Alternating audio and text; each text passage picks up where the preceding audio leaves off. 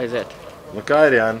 Nu, Montenegro, -31. Tagad kaut kas jauns jāizdara atkal. Jā, noteikti tā bija pirmā spēle, un tādā līmenī daudziem no mums vēl nebijām tā spēlējuši, un noteikti uztraukums arī darīja savu, un tomēr komanda ļoti spēcīga, ceļš garais gals, un arī mazie nav nemaz tik slikti.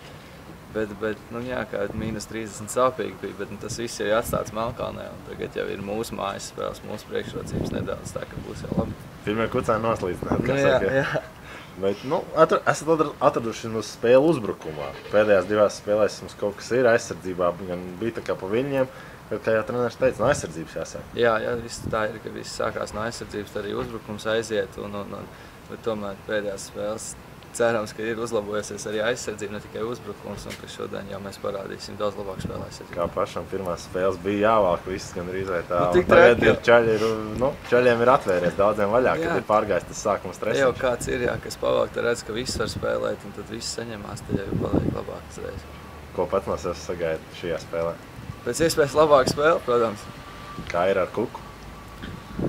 Tev jāsadz vai kāds cits sadz? Man jāsadz, protams, ļoti labs spēlētājs, pieredzējis Eirolīgas veids, un nav viegli, protams, pret viņu. Bet ir tā, ka ir no kā mācīties, tu var redzēt, kā viņš spēlē, un tad tu var kaut ko sev aizgūt pēc tam, ko viņš ir izdarījis. Tā ka nav. Nu, paldies, veiksim tev vakarā.